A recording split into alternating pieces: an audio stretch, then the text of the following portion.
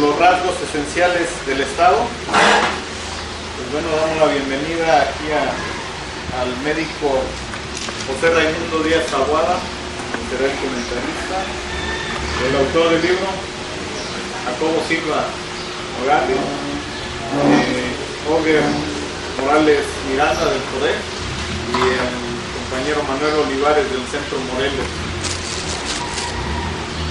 Pues bueno, el autor del libro, Jacobo Silva Nogales, excomandante Antonio, fundador del Ejército Revolucionario, del Ejército Popular Revolucionario y también del Ejército Revolucionario del Pueblo Insurgente ERPI. Nació el 28 de noviembre de 1957 en Miahuatlán, Oaxaca, hijo de Florentino Silva López e Inés Nogales Cortés. Su padre era carpintero y su madre ama de casa, ambos de origen humilde. Silva Nogales es el quinto de 7 hermanos. Quiso ser físico matemático y resultó guerrillero, pintor y abogado autodidacta. Todo sin haber concluido sus estudios de bachillerato. Aún en la pobreza fue un alumno de excelencia. Solo se fue de pinta 3 veces. La última le duró 15 años y le alcanzó para reactivar las columnas armadas del Partido de los Pobres, participar con esto en la constitución del EPR y fundador del ERPI, la organización político-militar más numerosa en el estado de Guerrero. Jacobo Silva, quien en ese entonces era el comandante Antonio, fue detenido el 9 de octubre de 1999 en la Ciudad de México, siendo el máximo dirigente del Ejército Revolucionario del Pueblo Insurgente. Luego de 10 años de encierros en penales de máxima seguridad, fue puesto en libertad al ganar el juicio en el que fue su propio defensor. Ahora en la lucha social, dice que su corazón sigue en la sierra con los muchachos. Jacobo Silva Nogales, quien ahora se dedica a escribir y a la lucha social, tiene las siguientes publicaciones. En octubre del 2013, el libro Poder Popular, Estrategias Revolucionarias 1. En junio del 2014, el libro Rubén Jaramillo, el comunista armado. En noviembre de ese mismo año, Lucio Cabañas y la Guerra de los Pobres. En enero del 2017, y es el libro que presentaré el día de hoy, con los rasgos esenciales del Estado. Libros en preparación que tienen: La Revolución Cubana, El Foco Guerrillero, La Nueva Fase del Capitalismo y Rubén Jaramillo. Pues bueno, pasamos a dar la voz al médico José Raimundo Díaz Taboada, quien hará el comentario del libro. Adelante, Rey. Gracias, buenos días, bienvenidos a todos. Gracias, Jacobo, por la invitación a participar contigo en esta presentación. Qué bueno que nos vemos, Manuel y Oger. Yo tenía rato que las actividades no nos dejan juntarnos. Me parece que dentro del perfil que han mencionado de Jacobo, haría falta decir que es un sobreviviente de tortura. Nosotros acá, como defensores de derechos humanos, reconocemos que los luchadores sociales es una población en riesgo para sufrir graves violaciones a los derechos humanos, como son la tortura, las detenciones arbitrarias, la desaparición y las ejecuciones extrajudiciales. Jacobo, como sobreviviente de tortura, también vio la tortura de otros compañeros de él, que entre los que podríamos mencionar a Erika Zamora, a Efren y a los desaparecidos Benigno Guzmán y Bertoldo Martínez. En ese sentido, pues mencionar que igual que aquellos compañeros han tenido la fortaleza de, a pesar de las secuelas de tortura, a pesar de haber vivido esta experiencia que pone en riesgo la vida, donde la vida propia está en manos del Estado, de los perpetradores del Estado, pues han sabido mantener una vida con un eje de trabajo que tiene que ver con la lucha social. Si en algún tiempo fue desde la clandestinidad, ahora escribir libros que están en base a que la gente que está en el movimiento social también tenga más herramientas para hacer esa lucha social. ¿Por qué es importante un libro que hable del Estado? Pues porque la lucha social intenta cambiar al Estado. Algunos intentarán hacer reformas, otros hacer revolución, pero la cuestión es que las insatisfacciones de gran parte de la población que vive en México está inconforme con el Estado mexicano. Es importante hablar del Estado porque en este mundo globalizado las nociones de Estado que teníamos antes, de Estado nacional, un Estado dentro de un territorio, van cambiando. Así como van cambiando las tecnologías, las relaciones de poder van cambiando y dan características diferentes al Estado.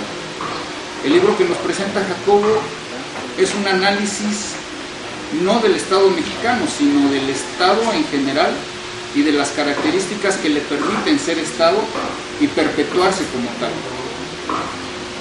Para la gente que forma parte de la lucha social, es importante conocer a qué se está enfrentando. Normalmente decimos que la lucha social es como ponerse con Sansón a las patadas, ¿verdad? Ahí por ahí había una caricatura de querer cambiar al Estado, era como un enanito del tamaño del pie de un gigante al que quiere transformar, algo así como un David contra Goliat. Pero la cuestión es que cambiar a un Estado sí es posible. La historia demuestra ejemplos, pero también demuestra muchos ejemplos de experiencias que dejan frustración y que dejan un alto costo humano. En ese sentido, tendríamos que irnos preguntando por principio de cuentas nosotros qué nos imaginamos que es el Estado.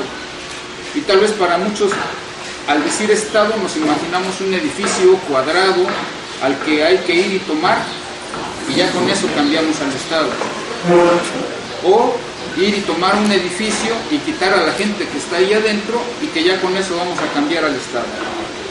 Sin embargo, una de las observaciones, uno de los rasgos importantes que marca Jacobo en este libro, es que el Estado no es algo concreto, no es algo tangible que podamos agarrar, que podamos pintarlo, que podamos señalarlo, ponerle una etiqueta.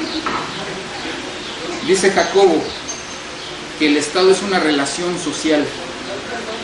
Y en ese sentido, entonces, tendremos que pensar que para la lucha social, el objetivo a cambiar es esa relación social. Si no cambiamos la relación social, pues simplemente estaremos dándole la vuelta a la tortilla y seguiremos comiendo tortilla vieja, tortilla dura, pero del mismo Estado. Una de las cosas que nos dice Jacobo es que de las cosas que tienen en común las luchas que han sido exitosas para hacerle cambios al Estado, tienen que ver con ciertas características que son la conciencia comunalista, no cualquier conciencia, sino una conciencia que tiene que ver con una vida en común, con una sensación de comunidad, pero no una comunidad cualquiera. Tiene que haber una organización social, tiene que buscarse la autonomía, la autogestión y la autodefensa. Esas características, igual que son como rasgos, este libro trata de rasgos principales del Estado a través de la historia. Estas características han estado presentes en experiencias positivas que han permitido hacer cambios en los Estados. Al leer esta parte 5 elementos que permiten afectar al Estado, yo me recordaba de la experiencia que tuvo Oaxaca en 2006, donde la gente decía ya que habían podido levantar la lucha de la APO porque habían confluido allá el tequio, que es el trabajo voluntario, la asamblea general, la asamblea comunitaria, y la guelaguetza, que es el compartir, la solidaridad. Y se habían quedado ahí, en esos 3 elementos. Y habían faltado otros 2 que se desarrollaron en las barricadas, la autodefensa. Pero no era como un elemento primordial cuando se empezó a formar la retoma del Zócalo en julio del 2006, después del intento de evacuación. Pues demuestra que fue una cuestión improvisada la autodefensa, que no fue una cuestión planeada. Nos pone de ejemplo algunos procesos como el de los zapatistas en Chiapas, o de algunas otras ejemplos a través de la historia, como la Comuna de París, y otros menos conocidos. Sin embargo, entre retomar el planteamiento de que hay rasgos del Estado que se hacen vigentes a través de la historia, y de que nosotros estamos aquí hablando de si estamos en un estado criminal, en un narcoestado, en un estado fallido, tendríamos que ver lo que nos dice Jacobo en relación a aspectos legales e ilegales que puede tener un estado para ser estado. No todo el estado está conformado por instituciones dentro del gobierno. Hay otras relaciones de poder, hay otras relaciones sociales que son importantes no dejar de lado, y que en ese sentido nosotros tendríamos que conocer estos rasgos. Nosotros, por ejemplo, al hablar de derechos humanos, y las autoridades también, los funcionarios del gobierno dicen vamos a aplicar el Estado de Derecho. Todavía otros se dan el lujo de decir, se llenan la boca diciendo el Estado democrático de derecho, cuando si les preguntamos cuáles son las características principales de un Estado democrático de derecho, pues nos dicen que es la aplicación de las leyes, pero eso no es un Estado democrático de derecho, son otras sus características. Y eso pues son cosas que nos ayudaría a entender leyendo este libro. Lo importante es reconocer características principales del Estado, o no podremos alcanzar un estado mejor de vida, condiciones de vida dignas, si no atacamos, si no cambiamos las relaciones que le permiten al Estado mantenernos como estamos, con una gran mayoría de la población empobrecida, con una gran mayoría de población en riesgo de ser violentada, de ser explotada, con trabajo precario, sin seguridad social, y cada vez más deterioradas las condiciones de trabajo y de vida. Por lo pronto, sería todo, y les dejo la palabra a los compañeros. Gracias. Sí. Gracias, doctor. Pues bueno, con esto damos paso a la presentación que nos hará Jacobo Silva Morales, de su libro Los rasgos esenciales del Estado. Adelante, Jacobo. Bueno, antes que nada, soy ante periodistas, en su mayor parte, en el local de los periodistas, así que no puede faltar, es necesario unas palabras referentes al gremio, ¿no? Y al hostigamiento de que están siendo objeto. Unas palabras solidarias, porque se requieren, ¿no?, de solidaridad. Siempre se necesita hacia quien es agredido. En este caso, quienes son agredidos son los que han sido testigos, los que hablan, los que hacen ver las agresiones del Estado. Ahora están en la mira del Estado, tanto del Estado directamente como de la parte ilegal del Estado, como de la parte de la sociedad que tiene nexos con el Estado y que su actividad es ilícita por definición. Hay hostigamiento en forma de amenazas, pero también lo hay en forma de asesinatos, lo hay también en forma levantón, ¿no? El último ya tiene 10 que ocurrió aquí en Guerrero, se conoce en todo el país, fue impactante para quien vio la noticia, para quien se imaginó la situación por la que pasaron. Me imagino que con mucha mayor razón han de haber sido impactante para los que estaban allí, ¿no?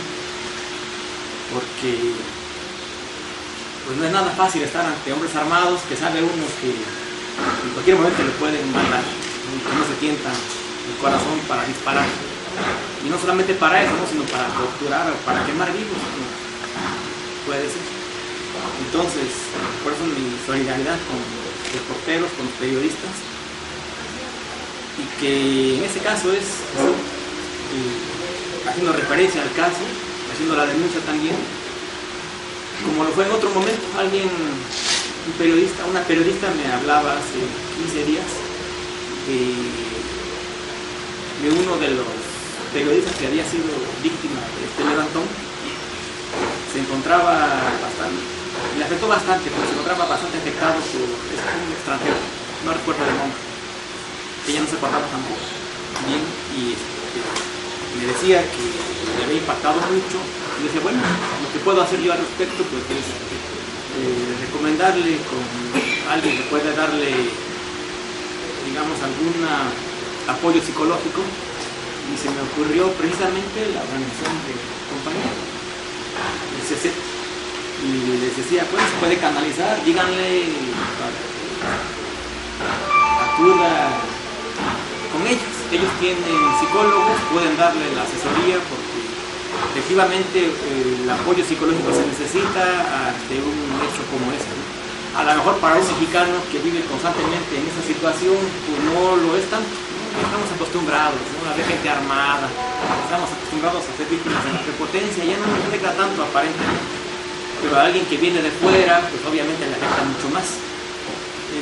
Tiene una sensibilidad mucho mayor. Nosotros ya estamos a lo mejor como curados de espanto, digamos, hasta cierto punto.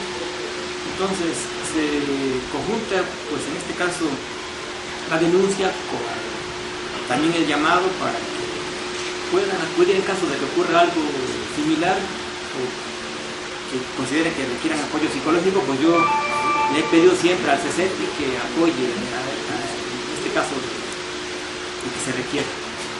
Y ellos tienen la capacidad profesional, bueno, pues creo que pueden cumplir esa labor. Y así me solidaricé con ellos en ese momento. Y lo recalco ahorita, ¿no? Están siendo víctimas y hace falta que la sociedad responda. Otra vez decía yo que ellos son los oídos de la sociedad, son también la voz de la sociedad, son los ojos de la sociedad también. Y si no los protegemos, pues vamos a quedar ciegos, sordos y mudos. Y eso no es justo. Ahora que lo necesitan, bueno, pues habrá que solidarizarse con ellos, y ojalá que la solidaridad venga de más partes para que de alguna manera pueda detenerse esto. Ahora, pasando a lo del libro, bueno, este libro se me ocurrió, algunas ideas fueron pensadas desde la cárcel. En la cárcel hay tiempo para pensar y oportunidad para hacerlo.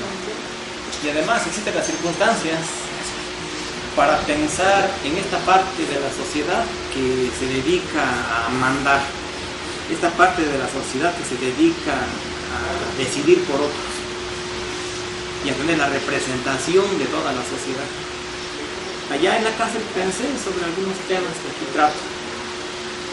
Profundicé ya saliendo porque allá no había mucha bibliografía, así que tuve que esperar a salir para poderlo hacer. Es una investigación, me tomó un poquito de tiempo, cuando menos 2 años de estar escribiendo y investigando sobre el tema para poderlo escribir.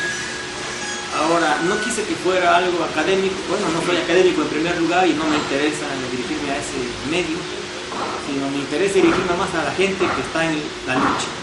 Porque yo lo planteo aquí, si se va uno a enfrentar a un adversario, el primero que debe conocerlo es ese que se va a enfrentar. Si no lo conoce uno, pues va uno con los ojos cerrados. Si voy a pelear contra un tigre y no sé que tiene garras, no sé que tiene unos colmillones enormes, que tiene una fuerza descomunal, pues voy a estar en defensa. No me voy a preparar suficientemente como para enfrentarme. Es más, a lo mejor ni siquiera lo voy a reconocer. Entonces necesito reconocerlo, necesito saber cómo es para poderlo enfrentar. Es lo que pretende ser este libro, una guía, una especie de orientación para alguien que tiene que enfrentarlo, ¿no? Es decir, no planteo aquí cómo se le debe enfrentar, eso no es posible, sino cómo es, para que se le pueda reconocer y para que se pueda saber que es un enemigo tan formidable que se asemeja a una imagen que dibuja, así con palabras, Dante en la Divina Comedia, que habla de un castigo que se le da a alguien que está en el infierno y que consiste en que el castigo es, él observa que hay un monstruo siguiendo a un ser humano, pero en cuanto le hinca el diente y lo tiene en sus manos y lo está desgarrando, empieza el proceso inverso en donde ese ser humano empieza a convertirse en monstruo y el otro se empieza a convertir en humano. Ahora la persecución es en sentido contrario, porque se convirtió el perseguidor, se convierte en perseguido, y al revés. Bueno, yo veo que eso ocurre también en la lucha contra el Estado. Mucha gente ha luchado contra el Estado, quiere destruirlo, o cuando menos quiere cambiarlo, y cuando menos se da cuenta, él ya es Estado. Ese que quería combatir al Estado ya es Estado. ¿Dónde quedó ese afán de destruirlo, ese afán de reformarlo lo más profundamente posible? Quedó olvidado, ya son parte de ese monstruo. Ahora son ellos los que persiguen a los que quieren cambiar al Estado. Bueno, y no voy muy lejos. Aquí tuvieron hace unos años a un gobernador que había sido guerrillero, y que yo lo conocí en su tiempo de guerrillero. ¿Y quién se iba a imaginar que iba a ser después un gobernador parte del Estado? Bueno, era muy distinto. El Estado transforma a la gente. Es ese monstruo que sí, uno lo puede perseguir, y cuando ya cree que lo tiene dominado, que ya se acerca de poderlo dominar, resulta que ya no está allá, ya está dentro de uno. Eso me parece que es algo que no había sido estudiado, ¿no? Entonces me aboqué a esto, a verlo así de otra manera, de una manera distinta, no basándome en lo que han escrito otros acerca del Estado, sino pensando al Estado como es, y a partir de ahí tratar de hacer conceptos, más que basarme en conceptos de otros, es generar conceptos estudiando a este Estado como es. Encontré cosas interesantes, algunas lo que hice fue recalcarlas o profundizarlas un poco más, porque ya estaban estudiadas, como esto de que el Estado ejerce el monopolio de la violencia legítima, como decía Weber. Bueno, hay que ver que actualmente no es exactamente así. Encontré cosas que ponen en entredicho esto, y ya puedo decir que ejerce formalmente el monopolio de la violencia legal, no de la legítima, de la legal. Explico aquí por qué. Es algo distinto de lo que se había entendido antes. O también me pongo a analizar cómo el Estado hace cosas en las que no se había pensado. Por ejemplo, el Estado es productor de alienación, no es solamente un auxiliar para el que quiere alienar, que quiere quitarle cosas a la gente, que no se refiere nada más a lo económico, sino a lo político, social, a lo sexual, a la capacidad de disfrutar. En todo eso interviene el Estado, y encuentro que interviene en un papel muy importante como el centralizador de todas esas alienaciones o enajenaciones que hay sobre la gente, porque de él depende mucho eso que se hace. Para que a la gente le quiten algo, se requiere el aval del Estado y la participación del Estado para que eso sea legal, o para que se profundice y que lo reta, que quiera acabar con algún tipo de estas alienaciones, pues no pueda lograrlo, porque se va a enfrentar al aparato del Estado, el aparato militar, policial, judicial. También penetro en otras áreas que tienen que ver con el Estado, como la capacidad que tiene el Estado para reproducirse, y no se trata de una reproducción simple, sino de una reproducción ampliada. Encuentro que el Estado tiende a crecer, por más que se le quiera eliminar, por más que se quiera entrar al Estado para desde ahí disminuirlo e irlo desapareciendo, lo que va a ocurrir inevitablemente es que el Estado va a crecer. Explico aquí por qué. Y lo digo así fácilmente, es que el Estado, como todo lo político, se encuentra enfrentado a un proceso de desgaste. Ese desgaste hace o obliga al Estado que para lograr lo mismo, como está desgastado, tiene que usar más recursos, tiene que usar más cosas para poder lograr lo mismo que antes, y ese proceso es gradual. Alguien puede hacer una revolución y llegar con la máxima legitimidad posible, se va a desgastar. Al cabo de 6 meses ya tiene que echar mano de recursos que no tiene que echar mano en un principio. Al año tiene que echar mano todavía de más, a los 2 años más. Finalmente se va a ampliar, por más que uno quiera desaparecerlo, se va a ampliar. Por eso planteo que no es posible acabar con el Estado desde el Estado mismo, tiene que hacerse de otra manera. También otra cosa que trato aquí es de el Estado como un complejo de instituciones legales e ilegales, porque casi siempre se toma al Estado como un conjunto de instituciones todas dentro de la ley. Aquí muestro que no es así. Aquí muestro que hay una parte necesariamente, en todas las épocas, en todas las latitudes, existe una parte ilegal del Estado. No puede el Estado sobrevivir si no hay una parte ilegal. Siempre la hay. Aquí lo conocemos por medio de los matones que se ha conocido a través de corridos, el sanatón, el guitarrón, que estuvo en aquellos años de los 60. Y después, más adelante, con los paramilitares. No puede vivir el Estado si esto no tiene eso. Siempre lo tiene. Siempre hay asesinatos desde el Estado mismo, y para esto requiere de una parte aparentemente fuera de las instituciones, pero que no está fuera de ellas, está dentro, nada más que es la parte ilegal. Encontré dentro de la investigación, por ejemplo, que en Europa, donde tanto se dice que se respeta la ley, ha existido después de la Segunda Guerra Mundial y de forma continua una parte secreta del Estado o del conjunto de Estados, un ejército secreto internacional, Stay Behind se le llama, y que en Italia recibió el nombre de Operación Gladio, porque su operación o su modus operandi era realizar acciones clandestinas para adjudicárselas a la izquierda. Hubo bombazos en donde en uno más de 80 muertos provocó en Bolonia, en Italia, 80 muertos, y se decía es la izquierda. Ya después viene una investigación, emprende un juez y encuentra que era un grupo de extrema derecha. Cuando interroga a sus integrantes, resulta que dicen, y va encontrando que arriba de todo están las estructuras superiores de la OTAN, de la Organización del Tratado del Atlántico Norte. Es quien encabezaba este ejército. Y se hizo público después que hizo hasta ataques contra un cuartel en Bélgica, puso bombas en Luxemburgo, en Francia, hizo un montón de asesinatos y de ejecuciones de líderes de izquierda. Algunos de ellos algunas acciones eran para adjudicarlas a los grupos de izquierda y otras eran para eliminar dirigentes de izquierda. Así es como lograron impedir que el Partido Comunista Italiano conquistara el gobierno en Italia, solamente así. Bueno, esto existía en Europa, según se trata mucho la legalidad por allá.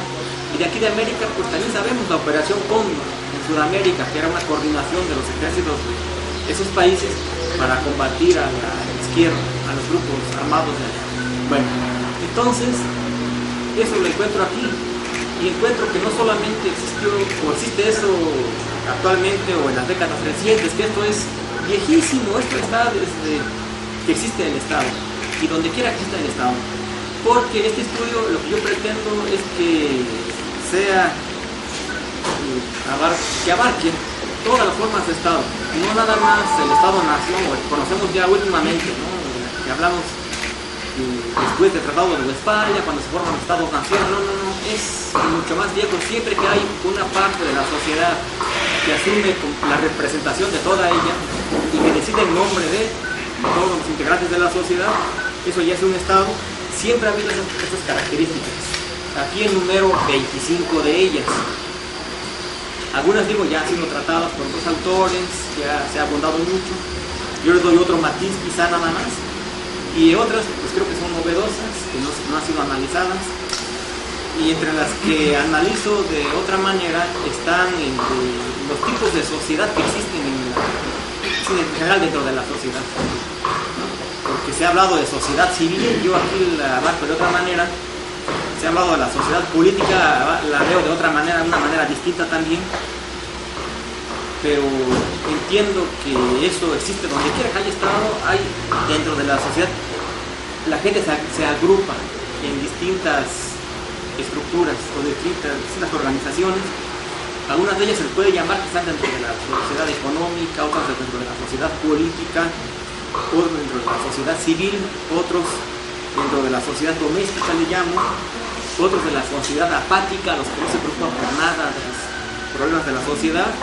Y por último muestro algo que también alguien por ahí había mencionado, que es que existe dentro de la misma sociedad ya el germen de la sociedad futura. Así como en el feudalismo fue surgiendo la sociedad burguesa en los burgos, en las ciudades, también actualmente encuentro que en otras sociedades también siempre ha habido esos lunarcitos de la nueva sociedad, que aquí dentro de esta sociedad se van creando ya y se ven por aquí de vez en cuando, uno los puede ver. Un intento de esto son las comunidades zapatistas, otro intento es la policía comunitaria.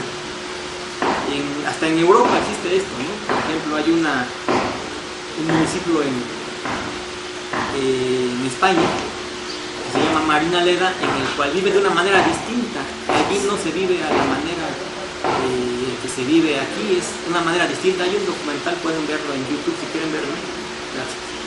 Y es un lunarcito de nueva sociedad, otro tipo de relaciones, en donde la gente es dueña colectivamente de las cosas, en donde la gente decide lo que se tiene que hacer, en donde hasta la vivienda se construye por la misma sociedad, y esto ocurre en un municipio europeo.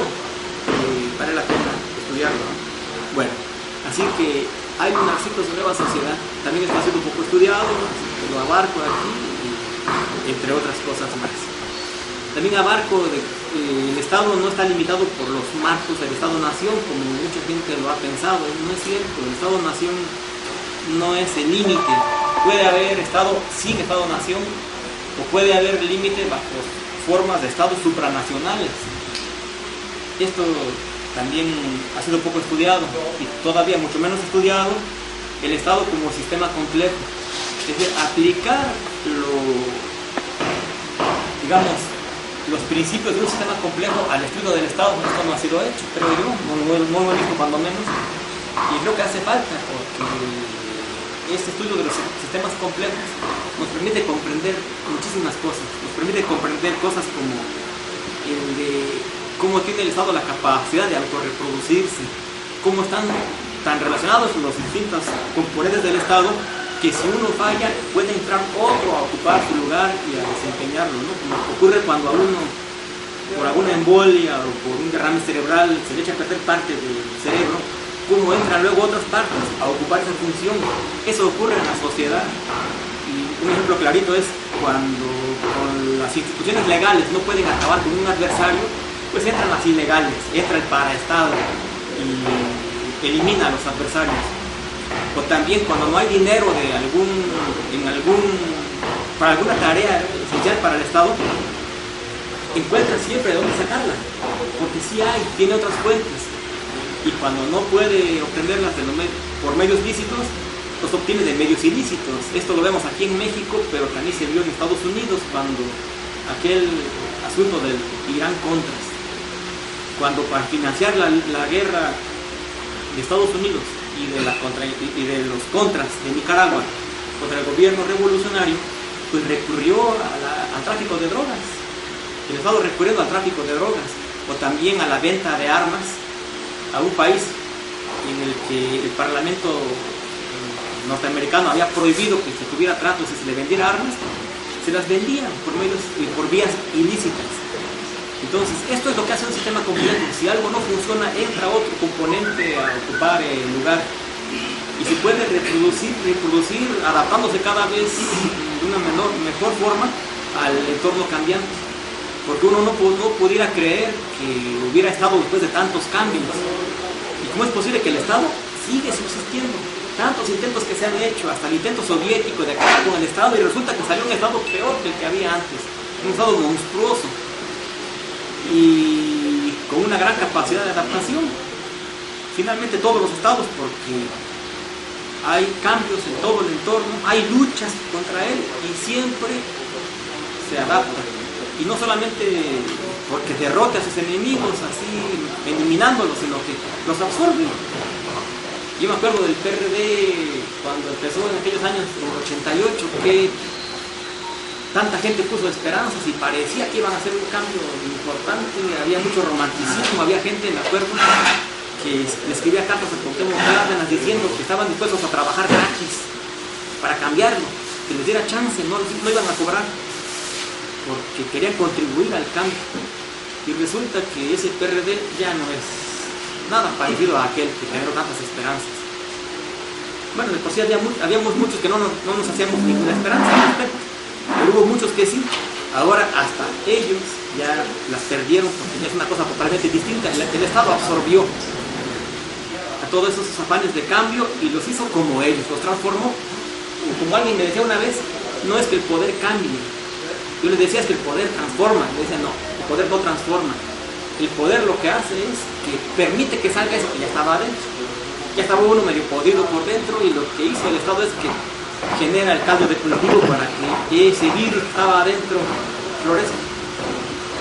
Así me decían y yo creo que es así. Entonces, este estudio del Estado pretende abarcar cosas no estudiadas y pretende profundizar las que ya habían sido estudiadas. O también lanzar una nueva mirada acerca del Estado. Una nueva mirada para entender este Estado actual. Porque yo veo que muchas obras que había son aptas o son adecuadas para estudiar el Estado de hace 50 años, de hace 100 años. Pero no, yo creo que hay cosas del Estado que han mostrado actualmente, que se han mostrado actualmente y que hace falta estudiarlas para poder conocer a ese enemigo. Digo, si no lo conocemos, pues nos va a absorber, nos va a eliminar. Nos vamos a hacer la ilusión de que estamos haciendo algo muy importante para cambiarlo y finalmente vamos a encontrar al final de nuestra vida que va a estar todo igual o peor que como estaba antes. Y lo peor es que lo que más doloroso va a ser de que nos demos cuenta que somos parte de ese Estado. Un tema que aquí abordo también es el Estado internalizado.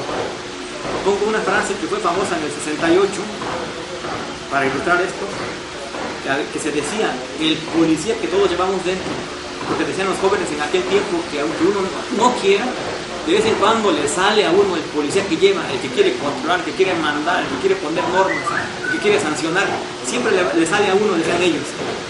Bueno, pues el Estado es así también. El Estado ha tenido tanto tiempo para lograr penetrar en la gente que no solamente ha penetrado en todos los rinconcitos de la sociedad, sino que ha penetrado hasta aquí adentro. Aquí tenemos también un Estado adentro de nosotros. Y pues habría que conocerlo para que no nos domine, ¿no? Porque si no, finalmente, ese Estado está allí y nos está obligando a hacer cosas. Desde el psicoanálisis hay gente que dice que, bueno, Castoriadis habla de que también aquí adentro tiene que haber autonomía, porque en la psique, dice él, pues resulta que el superyo decide lo que hace uno. ¿Cómo lograr entonces que no sea ese superyo, esa penetración de las normas sociales que entran a través de la familia, a través de la educación, para que no determinen lo que hacemos o lo que hagamos? ¿Cómo hacerlo? Pues él habla de una autonomía también aquí arriba, ¿no? Que el yo tiene que hacer algo para que ese superyo no nos domine. Así como no nos domina la parte instintiva, bueno, que no nos domine esa parte represiva que nos han internalizado. Porque resulta que estando en la cárcel se da uno cuenta de qué tan profunda puede ser la internalización de ese Estado. Porque basta con que a uno alguien le comente que hay una cámara, aunque no se vea, pero diga uno, hay una cámara pero están escondidas. Y automáticamente empieza uno a actuar como si lo estuvieran viendo y como si viniera la sanción. A veces no creyendo que haya esa cámara. Y sí, las había, fíjense. Hoyitos de 1 milímetro que parecían una simple burbujita que se forma luego cuando se hace el colado, ¿ven? Que salen luego burbujitas que quedan allí y se ve oscurito, sí, de 1 milímetro, 2 milímetros. Bueno, pues en esos hoyitos de 1 milímetro, ahí estaba el cablecito de fibra óptica que permitía ver lo que hacían los presos. Y a mí me tocó ver, por suerte, no me lo van a contar, bueno, por dos, platiqué con alguien que estuvo en el CISEN y que él ponía ese tipo de cámaras. Yo no platiqué con el que fue directamente a ponerlas en Almoloya, pero hay otros que platicaron con él y les dijo, aquí hay cámaras, hay dos, hay dos hoyitos, uno es para la cámara, otro es para el micrófono. Y hasta dijo dónde estaban, y sí, todas las celdas tenían dos hoyitos, casualmente como a 12 centímetros de distancia. Y una era para la cámara, otra era para el micrófono. Entonces estaba uno siendo vigilado. Bueno, pero aún antes de comprobar eso, uno ya estaba actuando como vigilado. No voy a hacer esto porque me pueden castigar. No puedo decir esto porque me van a oír. Bueno, entonces ya se internalizó la autoridad ahí adentro. Incluso uno hasta reprimía al otro, al que quería hacer o decir algo que pudiera involucrarlo a uno en problemas. Entonces, estaba uno ejerciendo el papel de ese Estado, sin quererlo. O también con la familia. Tenía uno que hacer alguna función como de Estado para decirle que no dijera cosas. O para decirle que no mostrara lo que a uno le gusta, porque ya sabía uno que si allá adentro se enteran de que a uno le gusta algo, lo van a castigar quitándosela o obstaculizando eso que a uno le gusta. Si uno comentaba en la visita o a los compañeros de cárcel, qué bonita se ve esta florecita que está ahí, que nació ahí en la parte donde se unen dos bloques de cemento en el patio, o entre la banquetita y la parte de abajo. Si uno comentaba eso, ya sabía uno. Van a llegar al rato y la van a pisotear para que no disfrute uno esa vista de una hojita, de una plantita o de la florecita. Así que hasta eso, ese gusto le quitaban a uno. Entonces uno, para que no le quitaran ese gusto, tenía que reprimirse y no comentarlo. Oye, ¿viste? Está bien bonita la florecita. Porque aquí a mi celda viene una abejita, ay, me gusta verla. Había alguien que guardaba un poquito de azúcar, agua de sabor, y le ponían una costrolata y la ponía en su ventana para que vinieran las abejitas a alimentarse y estarlas viendo. Bueno, pues era cosa de hacerlo en secreto, porque si la autoridad se enteraba, automáticamente iba y le quitaba la corcholatita, para que no tuviera ese disfrute. Y uno, para no verse sujeto a una sanción, le decía, oye, quita eso. Uno hacía la función de la autoridad, porque sabía uno que a lo mejor le iban a echar la culpa, y no a él. Bueno, entonces ese estado internalizado también aquí toco ese tema. Toco también el tema del monopolio del cobro de impuestos. Bueno, eso había antes. Ahorita resulta que ya no es tan monopólico el asunto. Ahora resulta que cualquier grupo de sicarios, de gángster o de gente que se haga pasar por ellos puede llegar y decirle al que vende discos en la calle o al de la tortillería, ¿sabes qué? Me vas a dar tanto por cada kilo que vendas o tanto por cada día. 10 pesos aunque sea, pero me vas a estar manteniendo. Y eso no es Estado, o sí es Estado. Bueno, hay que discutirlo. Aquí propongo, con base en el estudio que hacen algunos colombianos, le dan nombre a eso, y ya dicen que es el paraestado, que por cierto llega al grado de que ocupa o desempeña las funciones del Estado, algunas que uno podría parecer inconcebible, como eso de que cobre impuestos, de que ejerza aparentemente vigile para que no sea uno agredido, pero uno la tiene que pagar, y eso no se resuelve en última instancia, pero evitan, entre comillas, que otros lleguen a agredir. Están ejerciendo la labor de vigilancia o la seguridad, pero no solamente eso, lo interesante es que también llegan al grado de que son los avales o son los que responden por los negocios privados, por los acuerdos privados. Hace unos 3 años me decía alguien de Michoacán que allá cuando hay una deuda y ya se acerca el tiempo de que ya el tiempo en que se tiene que pagar, se paga. Porque si no se paga, ¿qué hace el acreedor? ¿Qué hace la persona a la que no le quieren pagar? Iba en ese tiempo era la familia Michoacán, iba con ellos y les decía, ¿saben qué? Fíjense que tengo una deuda por allí y no me quieren pagar. Ah, perfecto. ¿Cuánto te deben? 50,000 pesos. Perfecto. Nos hacemos cargo.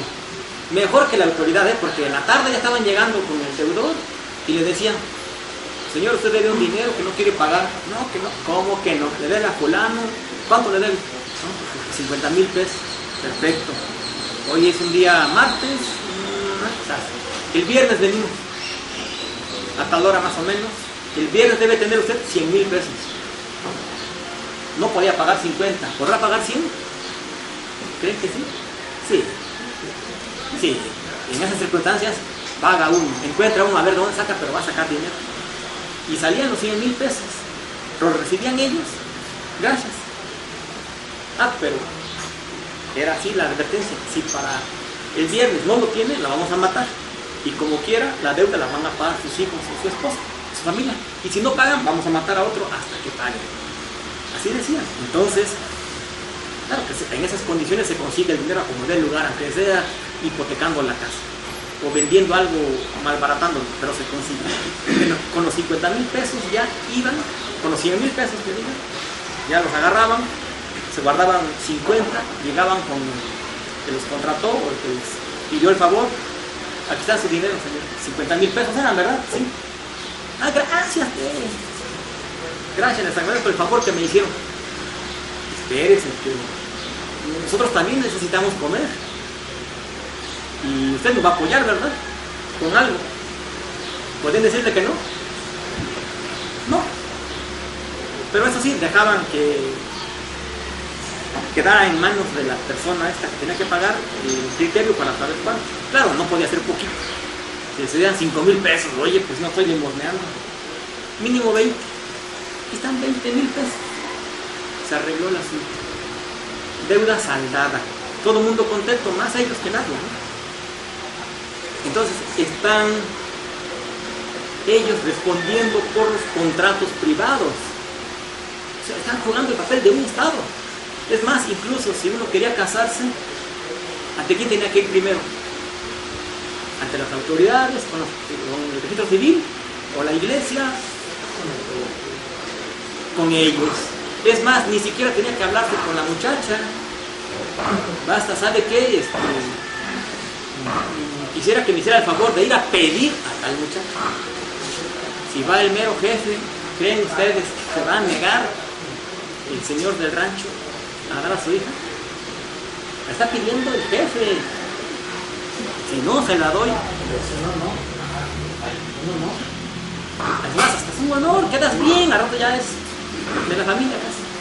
Bueno, entonces, así es en esos medios. Entonces, hay una institución no estatal que está desempeñando el papel del Estado. En Colombia estudiaron eso y le llaman paraestado. Bueno, Jairo Estrada se llama el que hizo este estudio, aquí lo cito. Bueno, tengo referencias pues de lo que digo, no es nada más gratuito, traté de hacerlo, aunque no es académico, traté de que tuviera un fundamento en pues, cosas escritas por gente que tiene credibilidad. Y es muy amplio la temática. Yo encontré 25 rasgos. Yo en otras gentes que han estudiado el Estado han hablado como de 7 rasgos. Yo le rasqué y traté de encontrar más y encontré 25. Digo, y son aplicables no solamente al Estado contemporáneo, porque aquí planteo que cuando los académicos estudian el Estado, pues rápidamente delimitan un área y tiene que ser muy pequeña en tiempo, muy pequeña en espacio, para que se pueda abarcar en un estudio. Yo traté de hacer al revés, abarcar lo más general. Así que estos rasgos que yo pongo, que aquí encuentro, creo que pueden ser aplicables tanto al Estado actual como el de hace 50 años, como al de hace 100, 1000 años, 2000 años. En donde haya habido Estado, hay estos rasgos. Eso lo puedo decir. Y en cualquier parte, tanto aquí de México como de América Latina, de Asia, de África, de Europa, de cualquier lado. Donde hay Estado, hay estos rasgos. Ahora, planteo aquí que van cambiando, porque implica una adaptación constante a la realidad que siempre es cambiante. Así que 25 rasgos que les invito a conocer o a discutir. Si alguien ya leyó el libro, pues me gustaría escuchar opiniones. Y si algún día nos vemos por allí o podemos platicar después, ya que lo hayan leído, pues discutimos a lo mejor en una segunda edición, se corrigen algunas cosas que estén deficientes, porque también eso tiene uno que reconocer, uno tiene la última palabra. Y lo más importante es ese intercambio con quien lea el libro, con los lectores. Este libro lo publica la Universidad Autónoma de Guerrero y le agradezco a la universidad pues, esta oportunidad, haya publicado el libro. Y pues aquí está. Alguien lo quiera leer, pues puede adquirir y lo podemos discutir más adelante. O si alguien leyó algo, tiene avances, pues vayamos discutiéndolo. Lástima que no estaba aquí Sergio antes de que diera yo hablar acerca de la agresión Pero los periodistas, pues, sé que no es nada fácil, y lo recalco ahora que está, pues, el apoyo moral, ¿no? Pues no es nada facilito. Ya sabe uno lo que es eso. Yo he vivido cosas parecidas, así que sí sé cómo se siente, sí sé cómo se va el corazón, hasta quién sabe dónde. Y se siente un poquito feo, ¿no? Sobre todo más cuando la labor no es la de pelear como la mía, ¿no? Que yo sabía cualquier cosa me van a agarrar y me van a torturar, ya lo sabía. Y estamos preparados para eso, no fue tanta sorpresa que me hayan detenido, pero para alguien que está en la labor informativa, pues es otra cosa, ¿no? Así que pues el apoyo moral para él y para todos los que pasaron por esto. Bueno, gracias, comandante Antonio.